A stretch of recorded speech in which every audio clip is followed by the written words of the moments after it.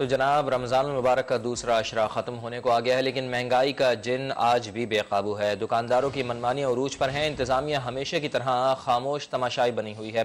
शदीद महंगाई ने नाज़रीन गरीब आवाम को दिन में तारे दिखा दिए हैं। सब्ज़ी फरोश हों या फल फरोश, कहीं भी सरकारी निर्ख नामों पर अमल दरामद नहीं हो पा रहा है। चिकन और गोश्त की दुकानों पर भी मनमाने निर्ख वसूल किए जा रहे हैं। मुनाफाखोरों के खिलाफ एक्शन के दावे सिर्फ जबानी जमा खर्च तक महदूद हैं। प्राइस कंट्रोल कमेटियां किसी शहर में नजर नहीं आ रही हैं। आज हम बात करेंगे महंगाई के बेकाबू तूफान पर, जिसमें रोजाना की बुनियाद पर शिद्दत आ रही है, और वो इसलिए आ रही है क्योंकि चेक एंड बैलेंस कोई भी नहीं है। हमारे साथ मौजूद है रावलपिंडी से उमर आसिफ, कोयटा से मोहम्मद आतिफ और हैदराबाद से इम्तियाज अली हमें ज्वाइन करेंगे। उनसे जानेंगे कि महंगाई के मारे अवाम सहरी और इफ्तार का एहतमाम किस तरह से करते हैं, अवाम को किस तरह से रिलीफ देने के लिए जो हुकूमती इकदाम उठाए गए थे, क्या किसी भी शहर में अवाम को उससे अभी तक कोई रिलीफ मिला है या नहीं। सबसे पहले रावलपिंडी का रुख करते हैं और उमर आसिफ से बात करते हैं।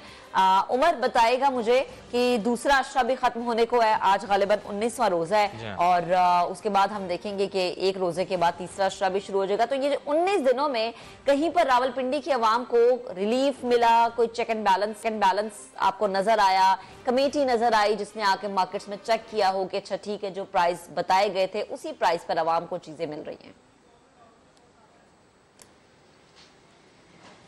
जी उमर। अच्छा बिल्कुल, देखिए मैं इस टाइम मौजूद हूँ गंज मंडी के करीब जो कायम सब्जी बाजार में।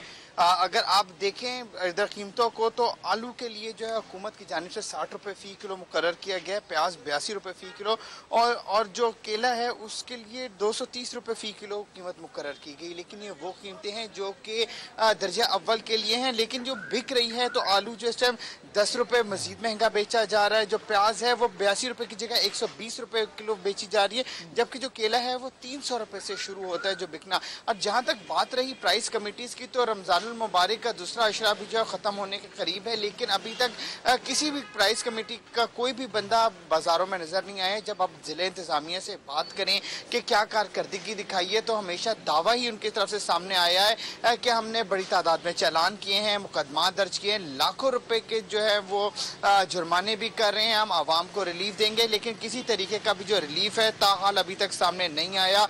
और दूसरी एक और चीज़ भी है जहाँ पे देखने को मिली है रावलपिंडी में, कि जो सरकारी निर्खनामे हैं एक तो ये ताखीर से पहुंचाए जाते हैं दुकानदारों को, जिसके बाद जो दुकानदार हैं उनसे जब सवाल करें कि महंगी चीज़ क्यों बेच रहे हैं, तो वो सीधा सीधा कहते हैं कि जो रेट तय किए जा रहे हैं वो मंडी के मुताबिक नहीं तय किए जा रहे, जो हमें वहाँ से बाजार में लाने का खर्चा है वो ही पूरा नहीं होता। और जबकि आप यही बात इंतजामिया से पूछे तो उनका कहना है कि हम मंडी से रब्ता करते हैं, उसके बाद ये तय करते हैं निर्ख, ताकि आवाम को जो है अर्जा निर्खों पर चीज़ें मिल सकें। लेकिन जो महंगाई का तूफान है वो बिल्कुल काबू में इस टाइम नहीं आ रहा। जहाँ भी जाएं, जिसके पास भी जाएं, हर एक के अपने मनमाने रेट हैं। और अगर आप यहाँ पे खासकर जो ज़िले इंतज़ामिया के लोग हैं उनकी जानिब से जो भी दावे हैं वो सिर्फ कागजी कार्रवाइयों तक मौजूद हैं और महदूद हैं।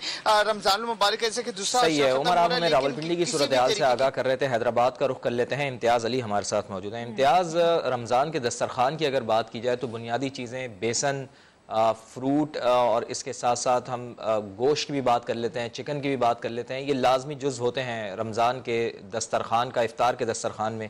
तो ये जो बुनियादी अशियाए ज़रूरियाँ हैं जो रमज़ान मुबारक में ज़्यादा यूज़ की जाती हैं, इनके रेट्स क्या चल रहे हैं हैदराबाद में, और क्या जो नाजायज़ मुनाफाखोर हैं वो ज़ायद मुनाफा इन पर वसूल कर रहे हैं? कोई चेक एंड बैलेंस है? ज़िलाई जो कमेटियाँ हैं, इंतज़ामी कमेटियाँ हैं, क्या वो फ़ाल दिखाई दे रही हैं आपको या नहीं?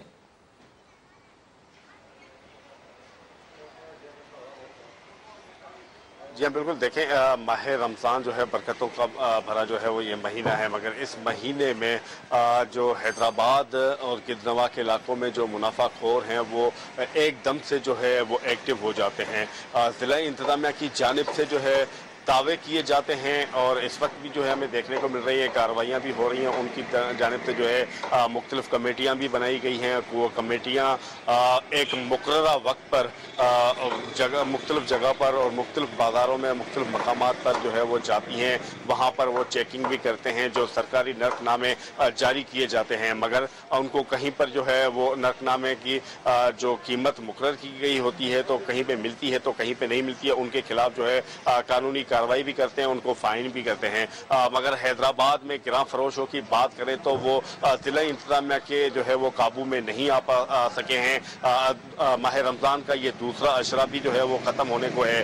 पहले रोज से लेके आज तक जो है मुख्तलिफ अगर बात करें सब्जियों की या अशिया खुलनोश जो जरूरी चीजें हैं उनके रेट में मुसलसल हमें इजाफा देखने को मिल रहा है। आज अगर बात करें, कल 2 रोज कबल जो है मुर्गी के गोश्त जो है वो 520 रुपए में फरोख्त हो रहा था, मगर आज जो है वो 575 तो कहीं 580 तो कहीं 600 रुपए में भी जो है वो फरोख्त हो रहा है।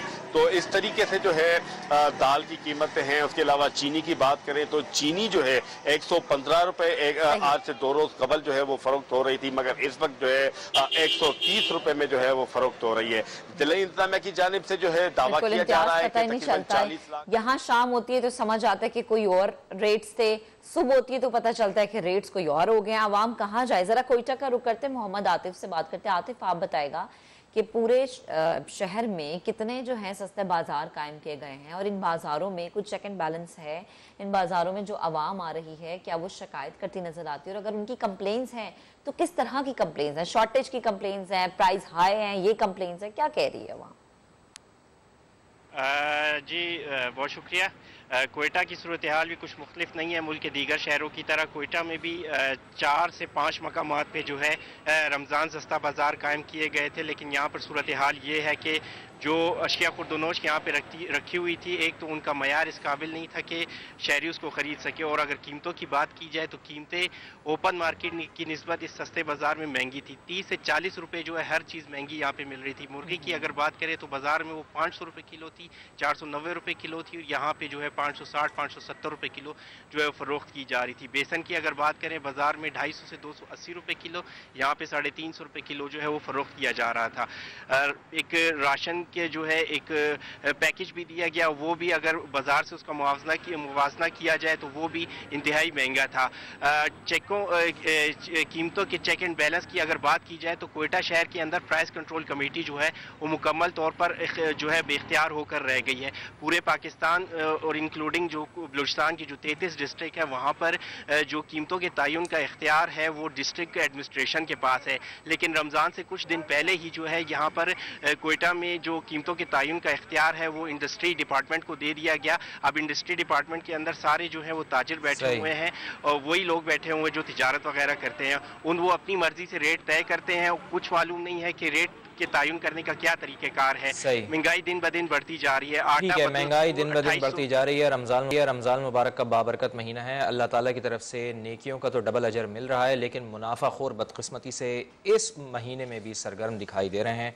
मुख्तलिफ शहरों से हमारे नुमाइंदगान हमें आगाह कर रहे थे। आप तीनों का बेहद शुक्रिया।